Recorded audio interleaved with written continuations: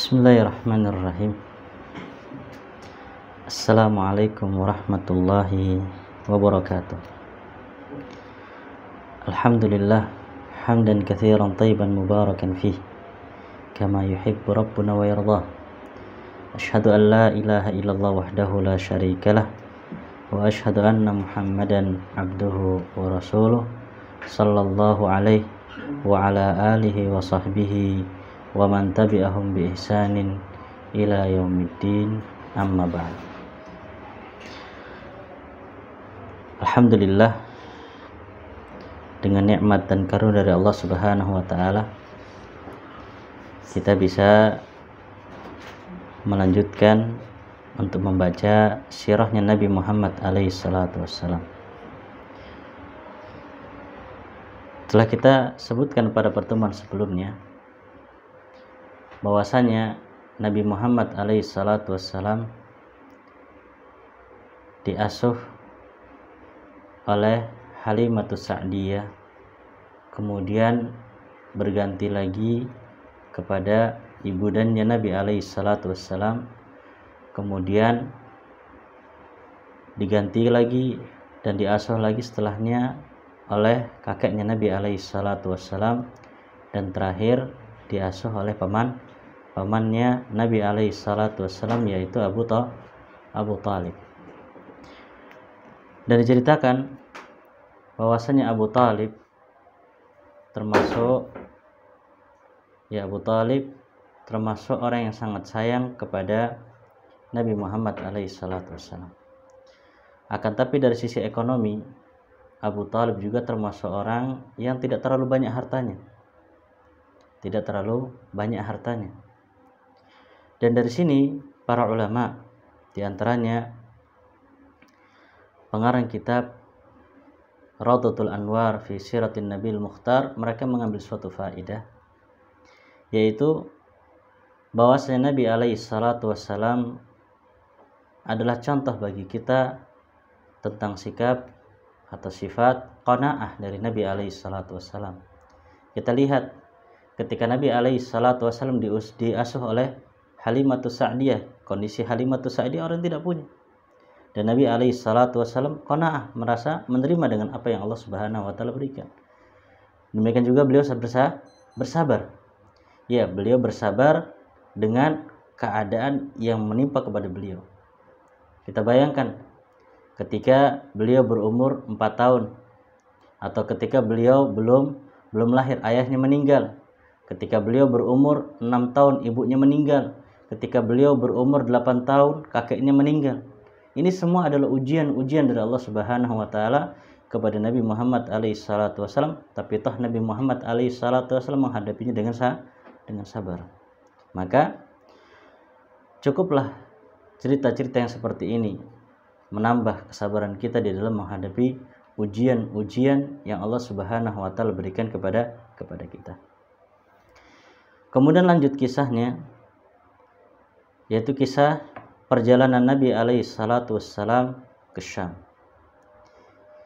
Yaitu ketika Nabi alaihi salatu wassalam berumur 12 tahun, maka pamannya yaitu Abu Talib, beliau berkeinginan dan bermaksud untuk pergi berdagang ke Syam dengan kafilah orang-orang Quraisy, ya, dengan rombongan orang-orang Quraisy. Sementara pada saat itu Nabi alaihi salatu wassalam berumur 12 tahun.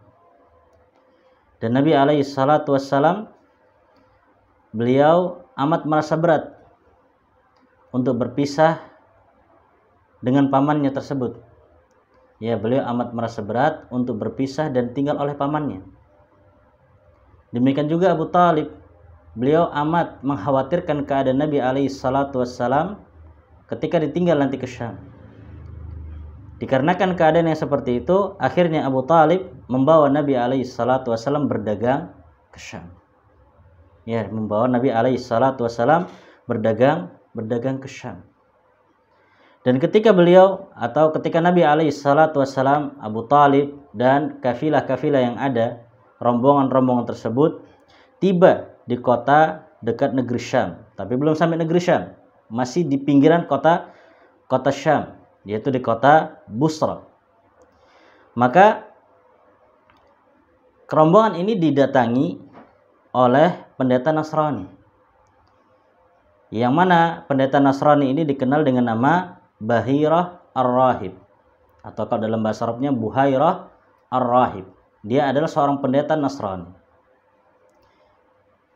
Lah, ketika rombongan tersebut didatangi oleh Bahirah Ar-Rahib, Bahirah menyusup di antara rombongan sampai kepada pamannya Nabi SAW, yaitu Abu Talib. Maka ketika bertemu dengan Nabi SAW dan melihat tanda-tanda yang ada pada Nabi SAW, maka Bahirah Ar-Rahib langsung berseraya mengatakan, anak ini adalah pemimpin semesta alam. Anak ini adalah utusan Rabb semesta alam. Anak ini diutus oleh Allah Subhanahu wa taala sebagai rahmatan lil alamin. Dikarenakan di kitab-kitabnya orang Nasara sudah dijelaskan bahwasanya akan ada nabi yang muncul dari orang Mekah. Orang-orang Yahud juga mengetahui. Ya, orang-orang Yahud juga mengetahui bahwasanya akan muncul seorang nabi dari orang-orang Mekah. Maka orang Yahud mereka dendam dan tidak senang dengan kemunculan nabi, tapi bukan dari bangsa mereka, malah dari bangsa Arab. Dan Bahirah Ar-Rahib mengetahui tentang keadaan yang seperti ini. Maka tatkala Bahirah mengetahui bahwasan ini adalah nabi dengan tanda yang ada padanya, maka Bahirah Ar-Rahib mengatakan, anak ini adalah pemimpin semesta alam. Anak ini akan menjadi nabi. Anak ini adalah utusan Rabbul Alamin, yang Allah Subhanahu wa taala utus rahmatan lil alamin. Akhirnya orang-orang rombongan tersebut yang bersama dengan Abu Talib bertanya kepada Bahirah Ar-Rahib, apa landasanmu atau apa alasanmu yang bisa mengatakan bahwasanya ini adalah utusannya Allah Subhanahu wa taala? Dari mana? Apa buktinya? Dari mana engkau tahu hal tersebut? Maksudnya tahu Nabi Muhammad SAW adalah utusannya Allah Subhanahu wa taala, bakal menjadi rasul, bakal menjadi nabinya Allah Subhanahu wa taala. Maka Bahirah Ar-Rahib mengatakan, sebenarnya ketika kalian mendaki bukit, tidaklah tersisa batuan maupun pepohonan, melainkan kecuali semuanya sujud kepadanya. Jadi bebatuan yang ada di bukit tersebut maupun pepohonan yang ada di bukit tersebut, semua itu sujud kepada Nabi Muhammad SAW. Dan dipertegas oleh Bahirah Ar-Rahib, tidaklah bebatuan maupun pepohonan sujud melainkan kepada seorang nabi. Dan saya mengetahui yang demikian itu dari tanda atau cap kenabian yang ada di bawah tulang rawan bahunya Nabi Muhammad SAW yang menyerupai apel. Dan kami menjumpai keterangan tersebut, di dalam kitab-kitab kami. Akhirnya Bahirah Ar-Rahib menjamu rombongan tersebut dan meminta kepada pamannya Nabi Muhammad SAW, yaitu Abu Talib, untuk kembali dan tidak mengajak Nabi Muhammad SAW ke Syam. Dikarenakan dikhawatirkan orang-orang Yahudi ataupun orang-orang Romawi yang ada di sana akan menzalimi Nabi Muhammad SAW, dikarenakan mereka mengetahui tanda yang ada pada Nabi Muhammad SAW. Akhirnya Abu Talib, pamannya Nabi SAW, mengembalikan Nabi Muhammad SAW ke Mekah. Lebih khawatir daripada membawa Nabi Muhammad SAW masuk ke Syam, kemudian dibunuh orang-orang Yahudi dikarenakan kebencian mereka kepada Nabi Muhammad SAW, maka Nabi dipulangkan ke Mekah. Ini kali pertama Nabi Muhammad SAW ke Syam. Jadi Syam itu sudah pernah didatangi oleh Nabi Muhammad SAW. Akhirnya setelah kejadian tersebut, maka Nabi SAW tidak pernah lagi ke Syam, dan Nabi hidup di kota Mekah dengan kesederhanaan yang dimiliki oleh beliau.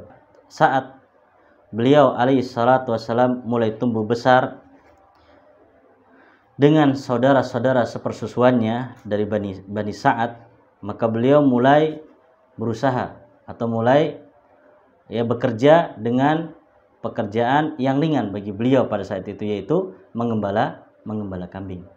Mengembala kambing yang dimiliki oleh orang-orang Makkah pada waktu itu. Dengan bayaran kalau zaman sekarang kurang lebih 10 real. Bayaran yang kecil. 10 real. Nabi alaihi salatu wasallam mengembala kambing. Dan bahkan Nabi alaihi salatu wasallam mengatakan tidaklah ada seorang nabi pun melainkan ia pernah hidup mengembala kambing. Seperti contohnya Nabi Musa alaihi salatu wasallam mengembala kambing. Dan masih banyak lagi nabi-nabi yang lain yang mereka juga mengembala kambing. Para ulama menyebutkan hikmah kenapa kebanyakan para anbiya atau para nabi itu mengembala kambing. Di antara yang mereka sebutkan bahwasanya disitulah para anbiya dilatih, karena mereka akan menjadi seorang dai, menjadi seorang pendakwah, orang yang mengajak ke dalam agamanya Allah Subhanahu wa taala. Yang namanya mengembala kambing itu mesti apa? Disuruh ke sana, ya enggak semuanya ke sana. Terkadang disuruh ke sana, ada yang ke sana, ada yang ke sana. Demikian juga keadaan manusia nanti ketika didakwai. Ketika kita katakan A, yang benar adalah A, enggak semuanya pasti A. Pasti akan ada yang melenceng, pasti ada yang pergi ke sana, dan itulah latihan para anbiya sebelum mereka menjadi nabi, yaitu mengembala kambing. Kemudian tatkala Nabi alaihi salatu wasallam mulai masuk usia remaja, maka mulailah beliau hidup berdagang. Mulai hidup berdagang dengan bersama dengan As-Sa'ib ibnu Abi Sa'ib, dan beliau Nabi alaihi salatu wasallam dikenal dengan amanahnya.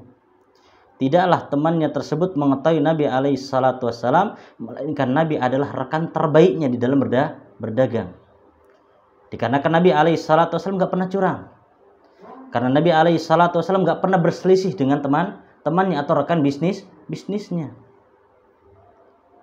Bahkan Nabi alaihi salatu wasallam benar-benar menjunjung amanah, menjunjung sifat-sifat yang tinggi, sampai-sampai Nabi Muhammad alaihi salatu wasallam dikenal atau dijuluki dengan Al-Amin, orang yang dapat dipercaya dikarenakan amanahnya beliau alaihi salatu wassalam.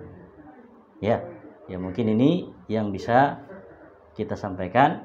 Adapun setelahnya nanti kita akan membahas lagi tentang kisah perjalanan Nabi alaihi salatu wasallam kali kedua berangkat ke Syam dengan membawa dagangannya Khadijah radhiyallahu taala anha. Dan di sana masih banyak kisah-kisah yang disebutkan oleh para ulama tentang Nabi alaihi salatu wasallam dan bagaimana amanahnya beliau di dalam berdagang, jujurnya beliau di dalam berjualan, dan banyak kisah-kisah lain yang akan disebutkan oleh para ulama di dalam sirahnya Nabi Muhammad alaihi salatu wassalam. Wallahu taala alam bissawab.